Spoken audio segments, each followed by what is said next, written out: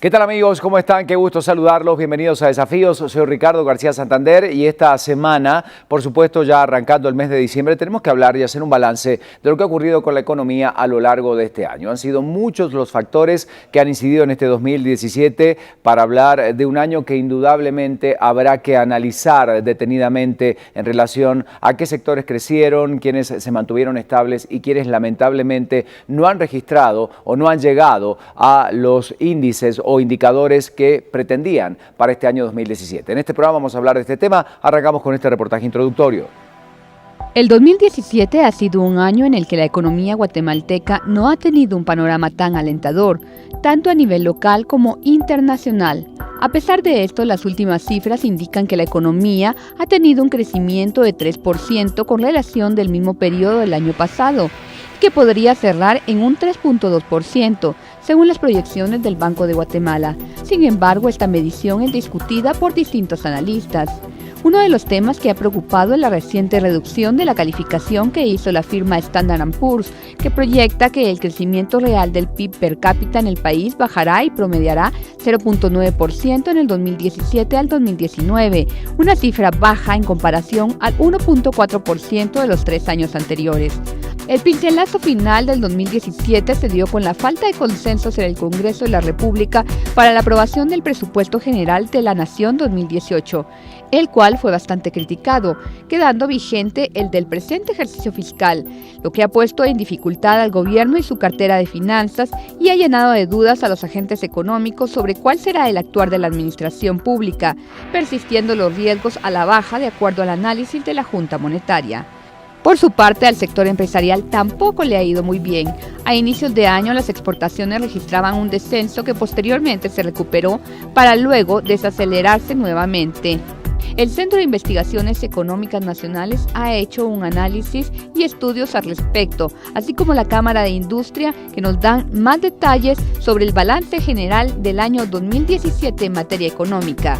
Para Desafíos, Mónica Obando.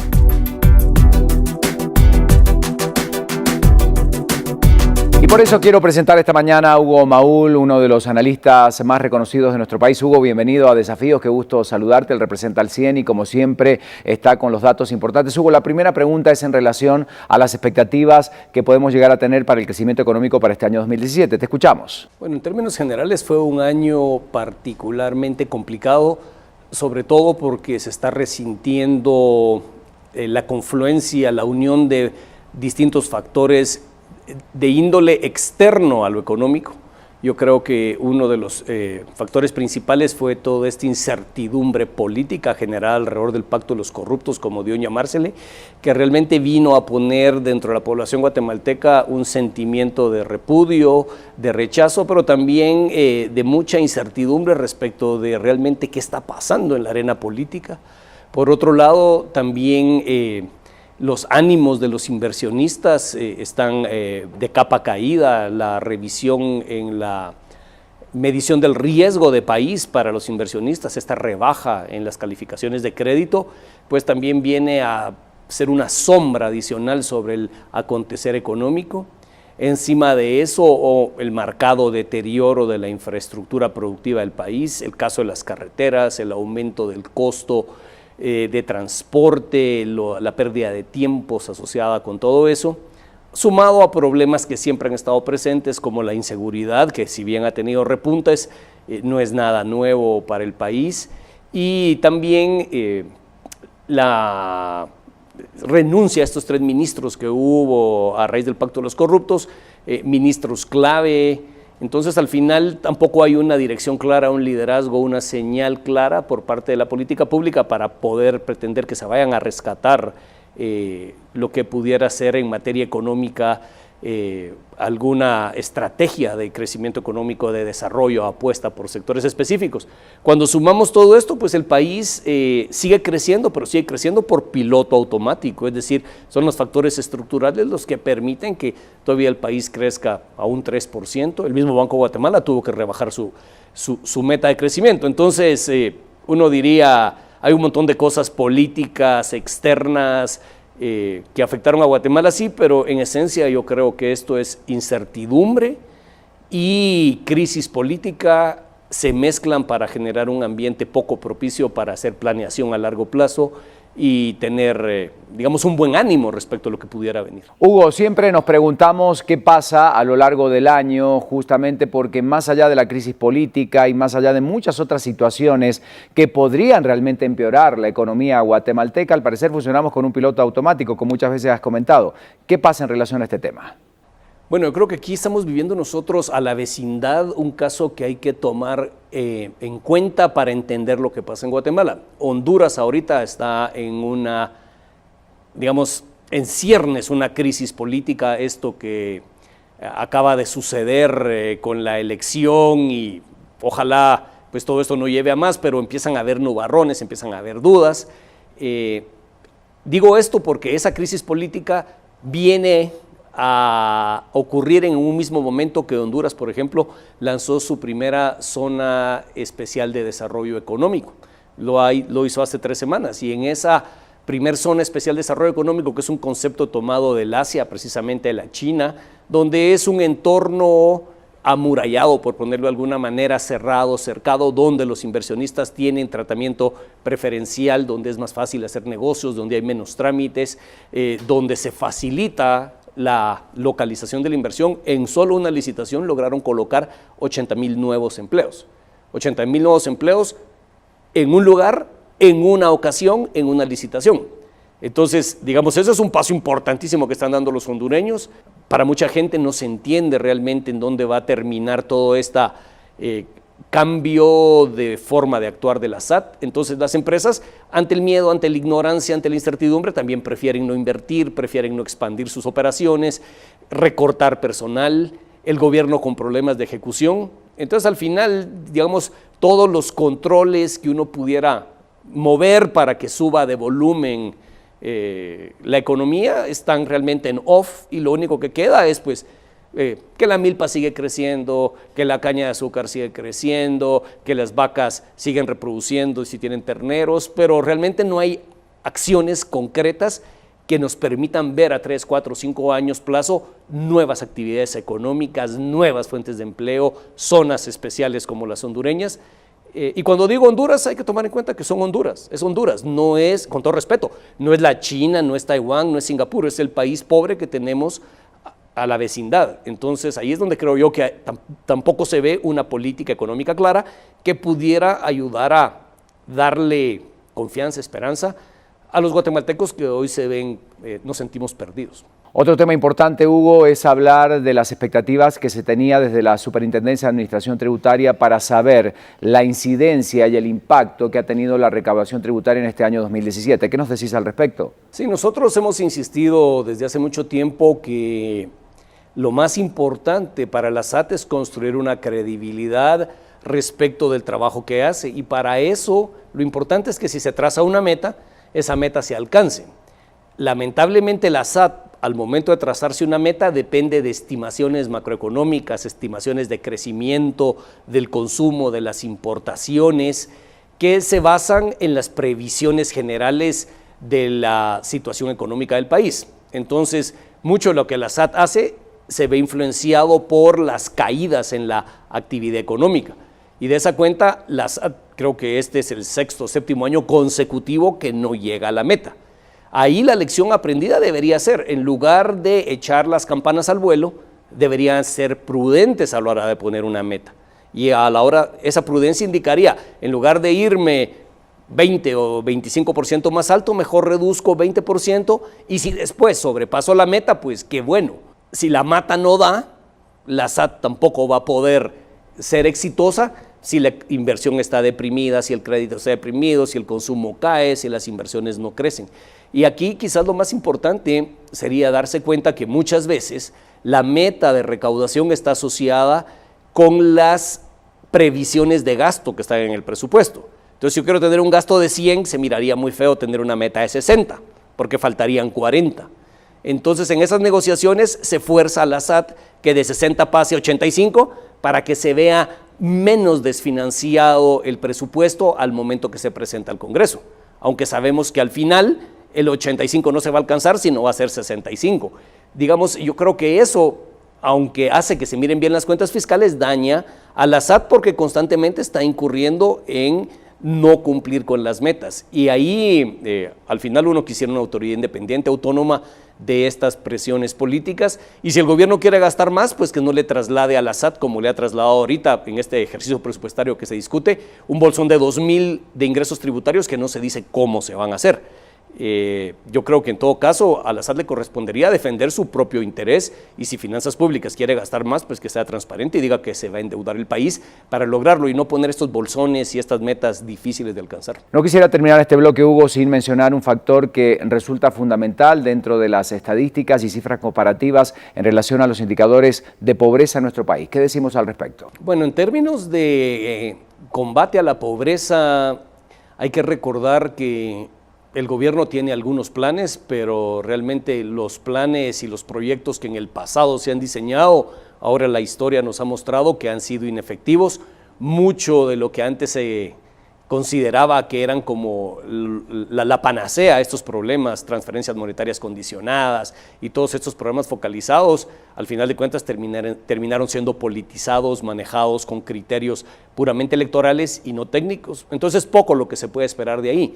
Por otro lado, una economía que no crece, una economía que no genera empleo formal, una economía donde la única salida que tienen 5 o 6 millones de guatemaltecos es salir a la calle a ver qué hacen, desde el pequeño micronegocio hasta trabajar en lo que caiga, pues difícilmente eso ayuda a una estrategia de reducción de la pobreza.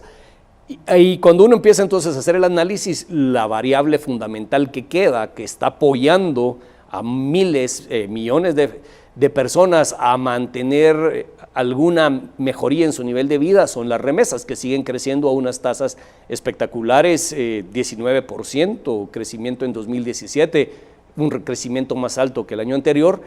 Entonces, bueno, ¿qué está pasando en términos de pobreza? Digamos, sí hay una reducción, pero es una reducción muy lenta, de bajo impacto, porque al final no hay muchos chorros que apunten hacia poder tener una mejora dramática en eso, y uno puede identificar las remesas y hay que parar de contar.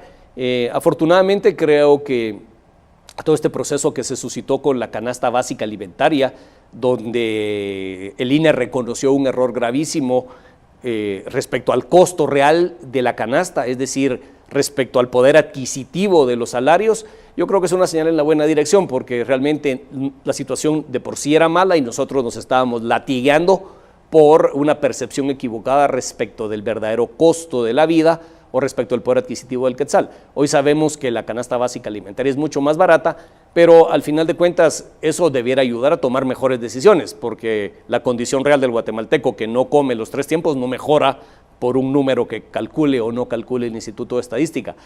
Pero en términos generales, para poder dar un brinco cualitativo en la reducción de la pobreza, se necesita realmente un país que genere oportunidades, que genere empleo, porque hay que reconocer que el sector público, el gobierno, si lo pudiera hacer y lo hiciera exitosamente, tampoco puede hacer grandes proyectos para sacar a cientos de miles o millones de personas de esa condición. Para eso se requiere que hayan nuevas oportunidades económicas. Hacemos una primera pausa, gracias Hugo por acompañarnos, luego se suma a esta discusión Javier Cepeda de Cámara de la Industria para seguir hablando del crecimiento económico para este año y lo que viene.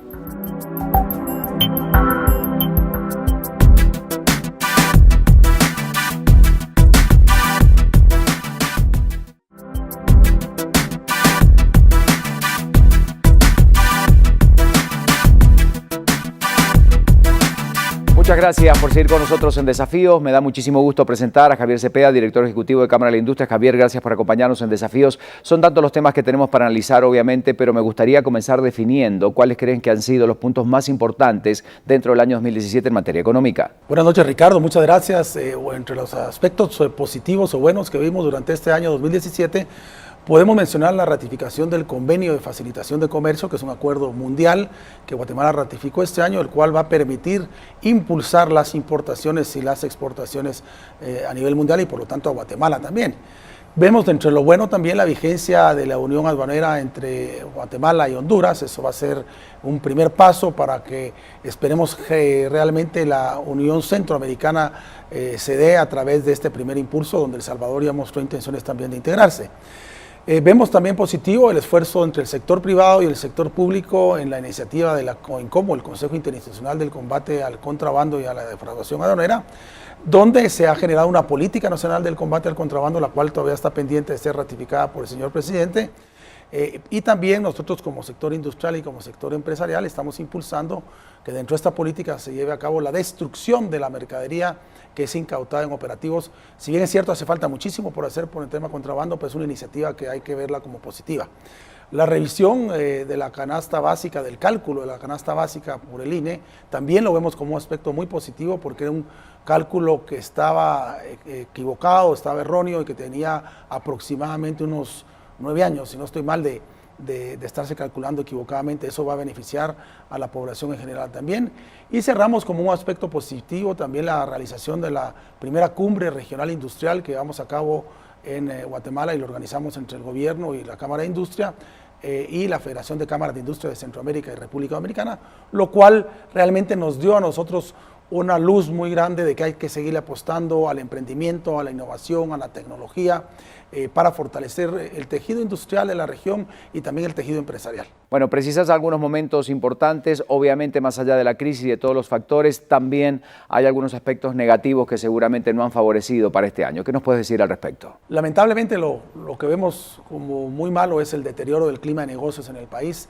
Estamos pasando efectivamente por un momento en el cual, a pesar de los esfuerzos que están haciendo entre el sector público y privado a través de la COINCOM, se ha visto un incremento en el tema del contrabando, derivado de varios factores, algunos internos, algunos externos, algún tipo de cambio, el tipo de cambio de México tampoco está ayudando, pero definitivamente, aparte de eso, tenemos que fortalecer con el Estado las acciones para contrarrestar el contrabando, pero hay que hacer mucha conciencia también en la población a los riesgos de seguridad, de salud, y aparte el daño que le hacen a la economía por consumir productos de contrabando, y también a las personas que comercializan y que compran artículos de contrabando. Hemos sacado una campaña haciendo conciencia sobre el contrabando porque es algo que ha deteriorado mucho el clima de negocios.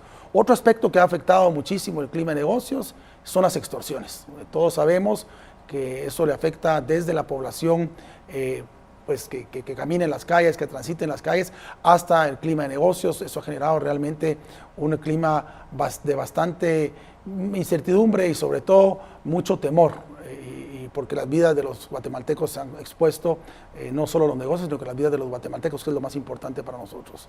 Otro aspecto que ha afectado y que ha sido malo y que ha afectado el clima de negocios definitivamente son las sentencias de las Cortes, algunas sentencias de las Cortes donde se ha generado una incertidumbre, una desmotivación. Los niveles de inversión en Guatemala han llegado a retroceder a los niveles del año 1998. Todo esto derivado en mucho por decisiones como el caso OSHEC, que lo que han hecho es únicamente generar más desempleo y más pobreza en el país. Las reformas a la Constitución en el tema de justicia también es un aspecto que lo vemos como malo porque realmente no resolvía el problema de fondo. Esperemos que este tema pueda ser abordado bajo otra visión. Definitivamente otro de los temas que han afectado el clima de negocios son los bloqueos en las carreteras y los constantes bloqueos que no permiten que los guatemaltecos podamos trabajar con certeza.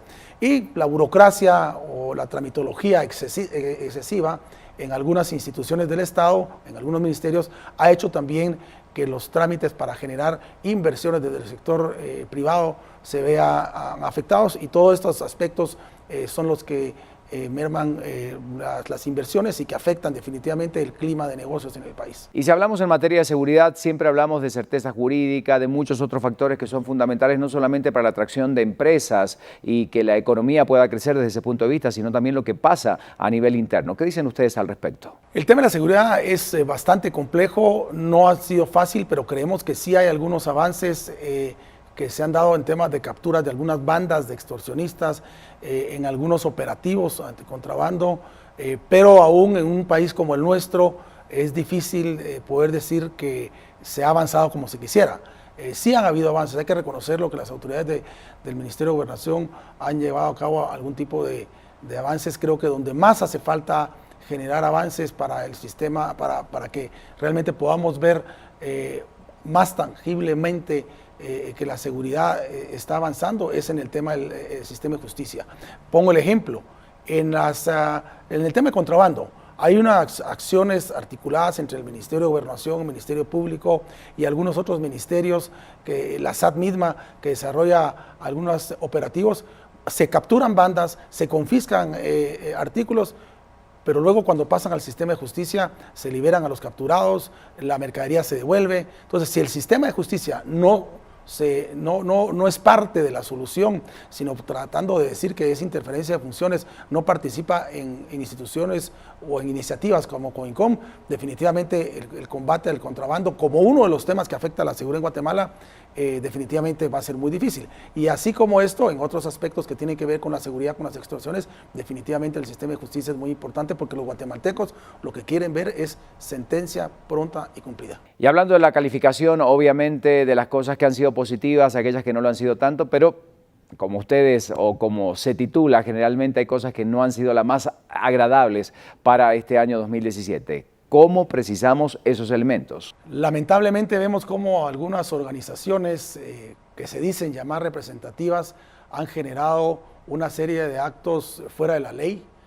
Me refiero a acciones de esta institución que se dedica a robar energía eléctrica, o como ellos dicen, a hurtar el fluido, y con el dinero que recaudan de manera ilegal, lo que hacen es mantenerse aparte de los donativos que reciben de afuera. Creemos que estas organizaciones como Codeca ha sido lo feo, y que han generado o han querido generar no solo un ambiente de zozobra, no solo un ambiente de conflictividad, sino un ambiente de ingobernabilidad, y deben ser tratados dentro del marco de la ley, y también debe aplicarse la justicia como a cualquier otro guatemalteco que definitivamente no esté cumpliendo con la ley. Bueno, antes de terminar este bloque, Javier, hablemos de indicadores económicos. ¿Cómo terminará este año 2017? Lamentablemente vamos a retroceder a niveles del 2.9, 3%, que si a eso le restamos el crecimiento poblacional, que puede estar entre el 2.2 y el 2.5, vemos que el crecimiento escasamente es de un 1%. Un aspecto que es muy importante es que estamos creciendo debido a que Estados Unidos se reactivó económicamente hablando, porque estamos recibiendo una gran cantidad de divisas que vienen de nuestros compatriotas guatemaltecos que viven en el extranjero, pero no estamos creciendo por producción o por consumo de artículos locales. La producción localmente se ha bajado, entonces Guatemala ya no es un país atractivo para la inversión. Guatemala ha dejado de ser atractivo, sin embargo la población sigue creciendo. Es el país que más está creciendo en términos poblacionales en Centroamérica, y según los datos, antes del 2030 vamos a duplicar la población, y si a eso le agregamos las 200,000 plazas de trabajo que todos los años se llegan al mercado laboral, la verdad es que lo que necesitamos es generar una fuerza de inversión para generar una fuerza de trabajo y de generar oportunidades, porque sin inversión no hay empleo, y sin empleo no hay desarrollo. Entonces sí nos preocupa mucho cómo todos esos factores han hecho que Guatemala haya dejado de ser atractivo para la inversión, y si no hay inversión, como decimos, no hay empresa, y si no hay empresa no hay empleo, y sin empleo no hay desarrollo. Muchas gracias, Javier Cepeda, director ejecutivo de Cámara de la Industria, por darnos esta información. Luego de la pausa, ya el último bloque con algunas conclusiones de los invitados.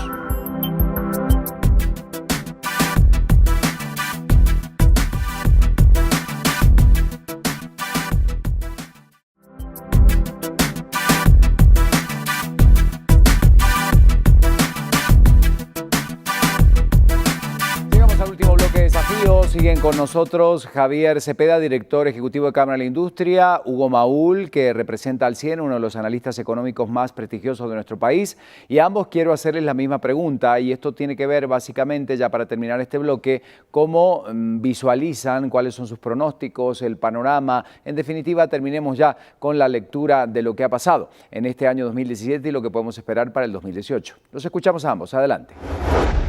Bueno, en términos concretos, yo creo que aquí hay dos grandes historias. Primero, los precios de nuestros productos de exportación, que básicamente mantienen una estabilidad, es decir, no se ve en los próximos años, 2018, 2019, incluso 2020, que pueda haber un repunte importante en los precios de nuestros productos de exportación: azúcar, café, banano, aceite de palma, bueno, ustedes pónganle el nombre. Realmente estamos en una situación donde los precios a nivel internacional están constantes.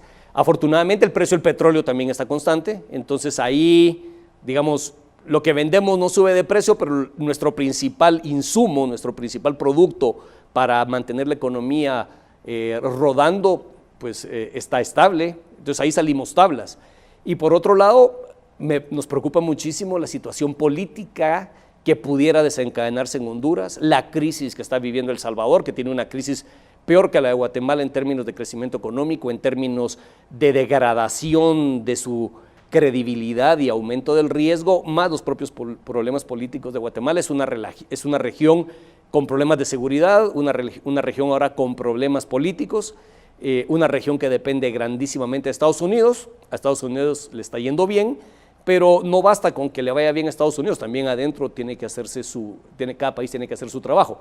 Entonces considero que el ambiente externo, en el mejor de los casos, ni quita ni aporta, lo cual deja a los guatemaltecos los problemas de los guatemaltecos, y la forma de solucionarlo la tenemos que encontrar nosotros. No va a caer maná del cielo, pero tampoco esperamos que haya un deterioro gravísimo de la situación externa. Y eso nos vuelve a plantear un escenario donde de cara a los próximos 3, 4 años, ¿qué vamos a hacer como guatemaltecos para nosotros resolver nuestros propios problemas? Esperemos que la situación no cambie, pues, porque un cambio en el precio del petróleo hacia arriba vendría a poner mucho más dramático ese escenario. Entonces, en términos generales, yo diría una situación de la cual podemos gozar de estabilidad, pero no esperar grandes impactos positivos de origen externo. Bueno, esperamos que el próximo año, bueno, va a ser un año con muchos acontecimientos. Viene la elección del nuevo fiscal o la nueva fiscal, viene elecciones y cambios en juntas directivas como la Corte Suprema, como la Corte de Constitucionalidad, viene la elección del nuevo Contralor General de la Nación, viene la elección de la nueva Procurador. O sea, en el tema político va a estar un ambiente bastante activo. A partir de junio vienen las elecciones en los distritos municipales de los partidos políticos. Entonces creemos que va a ser un año políticamente muy activo. Quisiéramos verlo desde el punto de vista económico, que sea un año donde el gobierno también invierta en temas esenciales como la infraestructura, la salud, por mencionar dos aspectos que creemos que es importante, y seguir invirtiendo en el tema de seguridad, y que definitivamente sea un año donde podamos ver un pequeño, o por lo menos podemos tener un poquito más de crecimiento económico, no solo dependiendo de Estados Unidos, sino que también de lo que hagamos nosotros localmente y comencemos a traer nuevas inversiones. Es un año de oportunidades, pero si no las aprovechamos será otro año más perdido. Muchas gracias, Hugo. Muchas gracias, Javier. De esta manera concluimos Desafíos. Un placer saludarlos como siempre. Soy Ricardo García Santander y los espero la próxima semana. Ya andamos en cuenta regresiva para que termine este año y siempre vamos a estar analizando los grandes temas de la realidad económica del país y del mundo. Hasta un próximo encuentro.